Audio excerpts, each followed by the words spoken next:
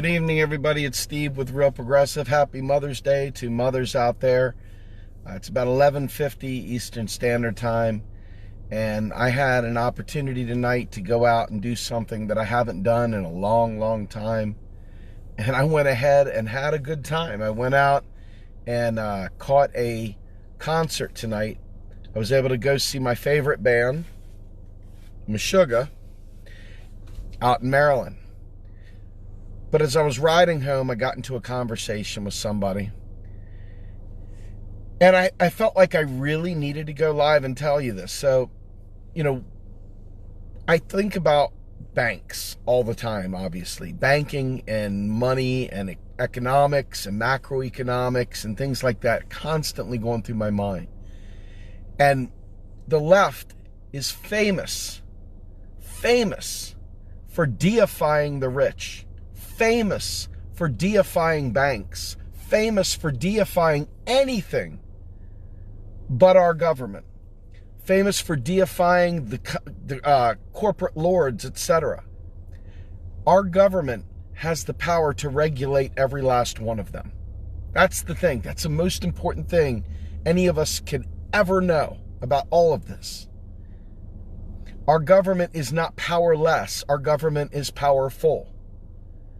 And the thing is that when we see banks doing things that they should not be doing, the banks are like a border collie.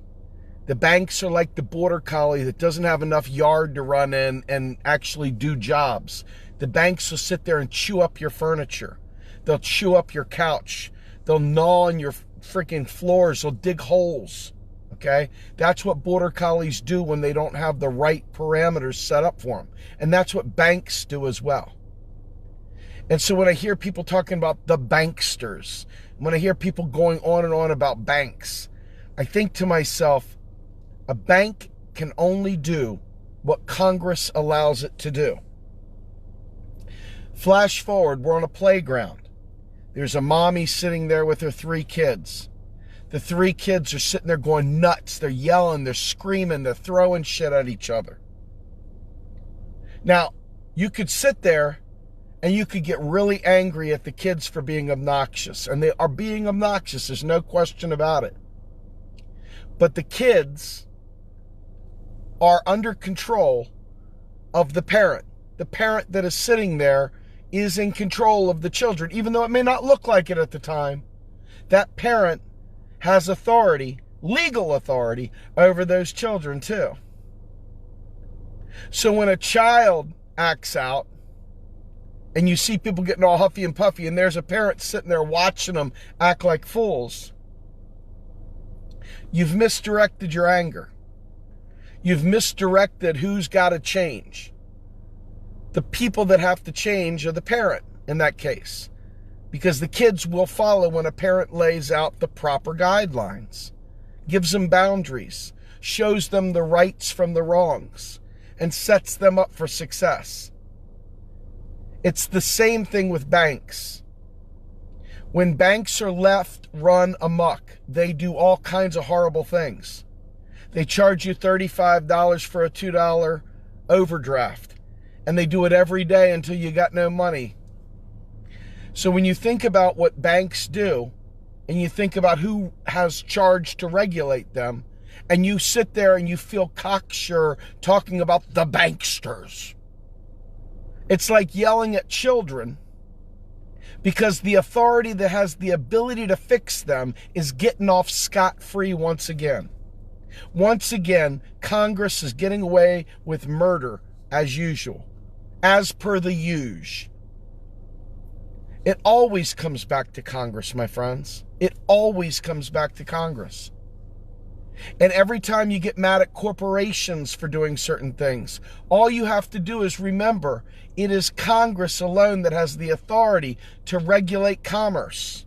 It is Congress's job to regulate not only commerce, but the banks. That's why I get really enraged when people say, end the Fed. Why do I get enraged about them wanting to end the Fed? Because it's a sign of, once again, left-wing capitulation to the deity that is the bank. Once again, they deify the bank. The fact is that that bank is nothing but a small child that could be spanked like crap in a different environment, of course, by Congress.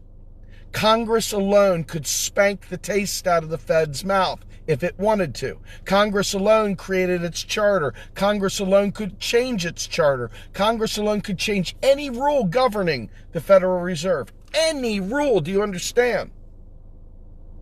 Congress alone can change the rules for any corporation. Congress alone can change any of these rules. Do you understand? So when Congress is let off the hook, and you hear our favorite lefties talking about eat the rich, and you hear about our favorite lefties talking about the banksters, and you hear our favorite lefties always talking about end the Fed, all you need to know is, once again, it's misdirected anger.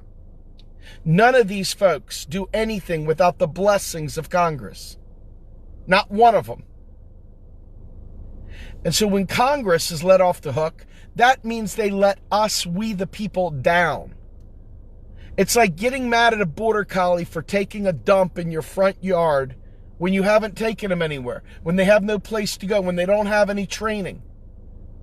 When you don't sit there and train your bank to be boring, your bank is going to try to be exciting, because that's what money wants to do. It wants to be exciting. But in reality, if you listen to Warren Mosler, and all you got to do is search for Mosler's bank reform proposals, banking reform proposals. Look at it. And it's going to tell you straight up, let's make banking boring again. Let's make banking boring again. But you have a choice. You can choose to be among the cool kids that wax poetic about the Rothschilds and all the other fools. Or you can get smart and start talking to your Congress critter about absolutely regulating the banks once again, reinstating a Glass-Steagall with teeth in it, reinstating all kinds of banking regulations and reforms to ensure that banks are only doing what they're supposed to do. Okay, lending to credit-worthy folks, lending in such a way that is not predatory, lending in such a way that is not vulturistic. And you look at what happened during the crash. You had houses going under because people were taking on 3 and 4 mortgages when they were barely making 50 grand. Folks, they had us stretched to the end, and then we bared the weight of that. We bore the whole thing. We, the people, bore the weight of that. And it was completely unnecessary. Guess who else is to blame for that? Yes, Congress. Once again, Congress is to blame for that. Was Countrywide bad? You better fucking believe it. But Countrywide was a border collie. Countrywide was a child on a playground acting out, with a parrot sitting there picking their nose and playing with their phone. That's what happened there. Anytime you want to know why deregulation happens, you can claim it's money in politics. But at the end of the day, some asshole has to vote for it. And when they choose to turn a blind eye, that, my friends, is in fact your Congress dissing you. Once again, Congress abdicating its responsibility of regulating the banks. Every single bank, you're going to love it when I say this, every single bank is a public bank right now. Right now, every single bank is a public bank. The difference is that every single bank right now has been left unregulated. And because they've been left unregulated, they look a lot more like a predatory vulture than they do a public purpose institution. But blaming the banks is like blaming the rich. Guess who alone controls the ability to tax, to regulate, to make laws? That would be Congress. And the sooner you start putting the blame where it belongs, you'll take your congressional work more seriously, and you will ensure that this shit doesn't keep happening.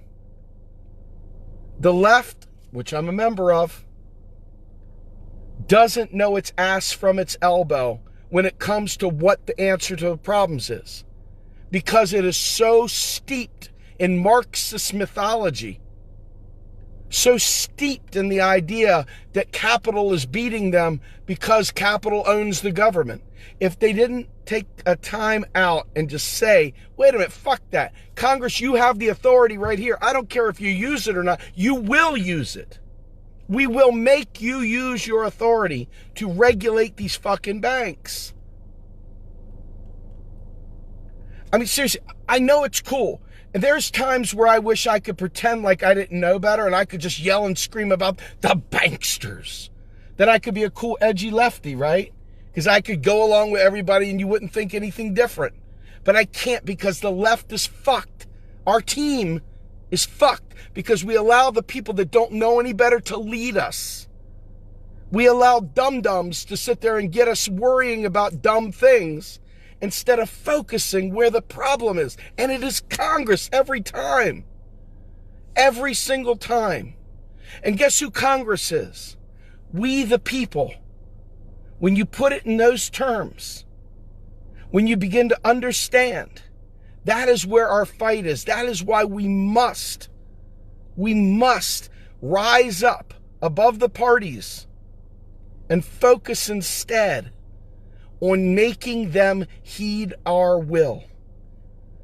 And this is where it begins, my friends. Understanding who has the authority. Congress could change the Fed's charter any moment it wants. It's spoken into existence. It can alter it anytime it wants. The other thing, banks, regular banks, they only do what we allow them to do. Our Congress allows them to do it. You want to see something change? Force Congress to act. When you look at all the things that have taken us down a rabbit hole, when you look at people being able to invest in bullshit, stock buybacks, you name it, instead of investing in labor, instead of investing in infrastructure, instead of investing in their companies to make new products and services that meet the public purpose, when you watch them instead financialize their entire existence, that is Congress. Congress alone could end stock buybacks. Congress alone could change all of this. It's important that we understand who has the power. And if you cede that power, if you give up that power, if you stop holding Congress accountable, well, you're always going to be in a position where the struggle outweighs the successes. And I'm sick of it, folks. I'm not just an ordinary lefty. I refuse to be the dodo bird that yells about the banksters. I won't do it, because the banksters will heal. They will be brought to heel.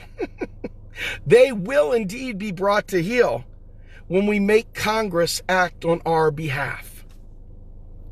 So just remember, there are so many things the left says about making the rich pay their fair share for taxes. Let me tell you something. We can raise their taxes all day long, but what we really need to do is make our government spend on we the people. We make the government spend on we the people, the rich are irrelevant. They don't stop us. They don't have control of our lives, but you keep giving it to them because that's left-wing mythology. That's what the left loves to do. The left loves to give all the power to the rich and yell at them. Reality is, let's make them irrelevant. Let's render them useless, and let's do it without them. Let's make Congress act like our representatives once again.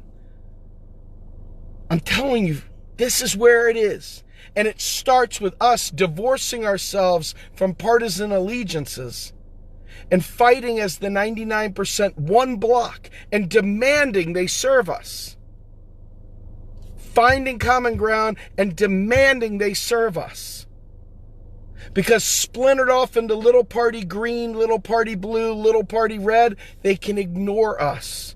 And they can say, see, there's enough of them to make it so that what you're saying doesn't really mean the majority want it. Well, fuck that. We're the 99%. Let's make them feel it.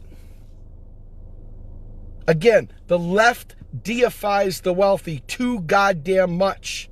The left deifies banks like fools. The left does everything but hold Congress accountable. And that, my friends, is our failing. It's time for a new left. And if the left of the old can't get with the new, then it's time for them to bounce too. They're just as useless as the centrist Democrats, as all the rest of them.